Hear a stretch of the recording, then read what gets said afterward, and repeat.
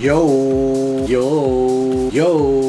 Yo! What's up guys? I'm so excited today kasi mag-unbox na naman tayo ng sapatos. So hindi tayo mahilig sa music, sa gadget, sa kotse. Mahilig din tayo sa sapatos. Ang ito kaya unbox ko today guys ay isang signature shoes. So finally nagkaroon na tayo, and actually last year pa to nilabas, and sinasabi nila na isa to sa mga best budget basketball shoes na mabibili nyo under or mga $100 or 5,000 pesos plus. Nabili natin siya online sa isang sikat na online shopping store. And ang panihintay natin guys, tara tignan na natin yung tinutukoy kong sapatos. Let's go! So guys, so ito yung box niya. So dito guys, para may ayun, para may sinisipat. Dito sa gilid makikita niyo na kung kaninong signature shoes ito. So this is from Austin Reeves 1. Nandito yung kanyang signature. Dito guys, yung pangalan ng sapatos, size, tsaka colorway. Sa ilalim, nothing special, just size conversion I think. Rigor, tapos may mga Chinese text dito sa ilalim. At sa taas guys, so I think ito yung kanyang logo. So tara, tingnan natin kung ano yung nasa loob. Let's go! Solid yung box, no? Siyempre, paper na may Rigor AR1 plastic, and yung shoes guys. Look! Solid man. Wow. Ayos ah. So guys, so this is the Rigor AR1 in Iceman colorway. Look! Ganda. Very clean. Nice looking shoes, man. Look, kaan. So guys, so ito yung aking latest cup, si Austin Reeves AR1 from Rigor. SRP niya guys is $100 to $110. Yun yung nakita ko sa website. So sa Pinas, mabibili nyo siya I think ng mga, depende, 4 or 5 kung may mga vouchers to 6,000. So iba-iba ang price na nakikita ko dito sa Rigor. Rigor ba o Rigor? Basta yun yung brand. So parang bagong brand lang din sila, no guys? Correct me if I'm wrong guys, pero nagustuhan ko tong colorway na to, light blue. So maiba sa mga kinukuha nating sapatos na mga black color. So sinasabi sa mga ibang nagbe-video o ibang nagvo-vlog o ibang nagre-reviews ng sapatos na isa raw to sa mga best budget basketball shoes na mabibili nyo today. So nung nahawakan ko siya, nung sinukat ko siya guys, feels nice, comfortable, nilakad-lakad ko siya and pinantalon-talon. And matagal ko na rin gustong magkaroon nito guys. I think last year pa nung ni-release ni Austin Reeves to guys, tong signature shoes niya. So last year nagpunta siya sa Manila Sneaker Expo. So nandun tayo. Lahat ng halos Rigor na sapatos is pinirmahan niya. So marami akong colorways ang nakita doon.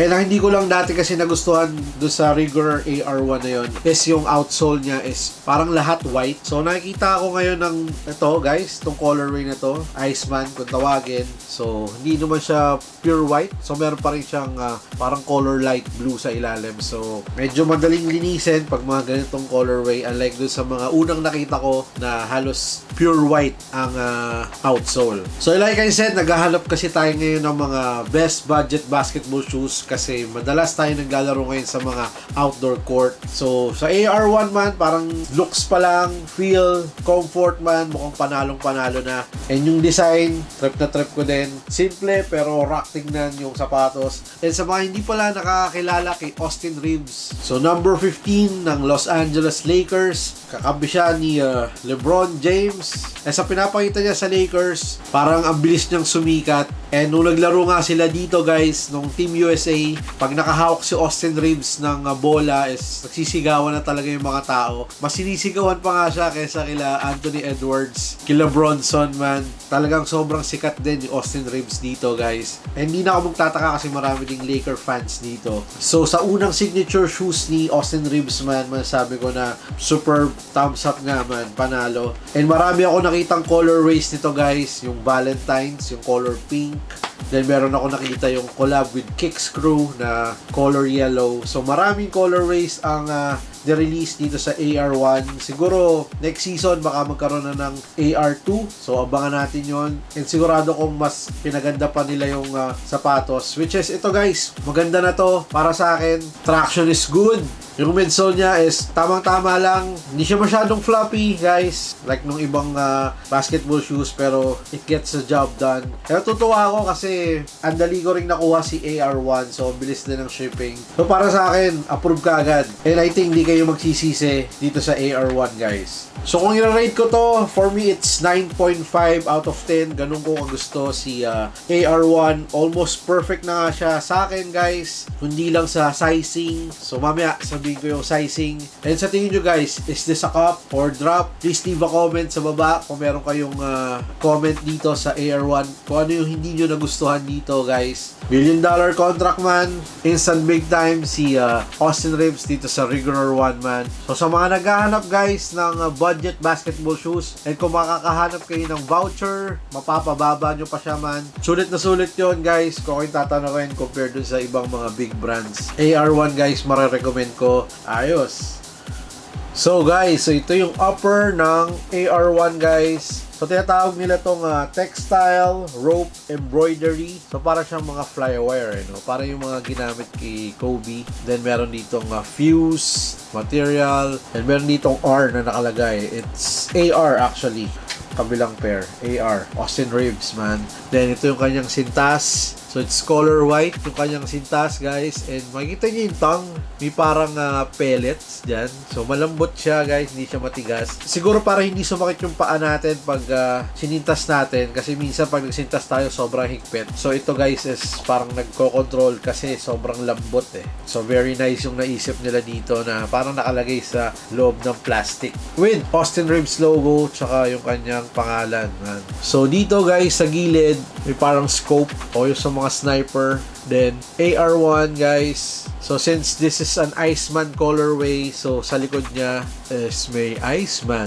Iceman nga ba yan guys? Sa ibang sapatos guys, dito nakalagay is I'm him. So dati kasi parang nag-init si Austin Reeves sa isang game. Tapos sabi niya, I'm him. Parang ganon. Magaling naman kasi talaga si Austin Reeves. Siya yung parang may lakas ng loob tumira sa Lakers. Pero anyways, ito yung insole. I think logo niya guys. So meron siyang EVA midsole guys. And dito guys sa may area na to, meron siyang Showtime Tech. Parang zoom unit siguro ng Rigor yon. It's a nylon physical foaming material with 80% spring rate. Tamang-tama lang yung impact protection.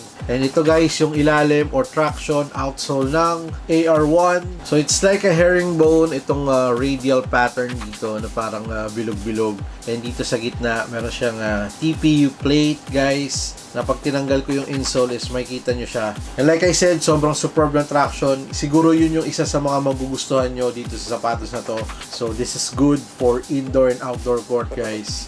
Ayos. In terms of sizing, so kinuha ko si Regular AR1 size 11. So yun yung kadalasang size ko sa mga Nike shoes. Sa Adidas, 10.5 ako. So nag-size 11 ako dito guys. And feel ko parang meron pa akong space ng konti dito sa harap. Which is yun naman yung gustong-gusto ko pagdating sa sapatos. And sa mga wide footers, magugustuhan nyo to guys. Basta right size ang makuha nyo, you're good to go. Ang hindi ko lang nagustuhan dito guys is wala silang half sizing. Kumbaga parang nung binili ko siya is 8, 9, 10, 11 lang yung nakita ko. Sana kung 10 and a half, parang mas maganda siya para sa akin na snug. Siguro 10 and a half, pwede ako dito. Sa 10 and a half tingin ko meron pa rin akong space. Pero masasuggest ko kung kukuha kayo nito, siguro kung ano yung traditional na sizing na kinukuha nyo sa isang sapatos, yun ang kunin nyo dito. And kung may mga kaibigan kayo, may AR1 guys, mas maganda na isukat nyo muna bago kayo bumili para hindi sayang pera nyo pag order nito guys. Ayos. So guys, so maraming salamat sa isang quick look at quick unboxing sa ating Regular Iceman colorway. Isang solid na shoes guys. Sa lahat ng subscribers sa patuloy na nanonood at sumusupport dito sa ating channel, maraming salamat sa inyo man. Salute! Like and subscribe kasi minsan namimigay tayo ng mga giveaways. And please follow me on Instagram for more updates and details sa ating mga videos, stories, kung may giveaways at kung ano-ano pa. And please also like my Facebook page kasi nag-upload din tayo doon ng mga videos, stories, reels, kung ano mga trip natin. So sana guys, supportahan nyo ako sa aking mga social media accounts. And please also follow me on TikTok kasi nag-upload ako doon ng mga bagong releases na sapatos na hindi natin mabili kasi sobrang daming ni-release na magaganda ngayon and marami ring sale ang nangyayari. So guys, kung gusto nyo makita agad ng mga new releases na sapatos, follow me on TikTok. So maraming salamat. Excited na ako gamitin indoor and outdoor AR1. Kita kayo silent sa susunod na video. So peace. I'm signing out. Austin AR1. Austin, you're him, brat!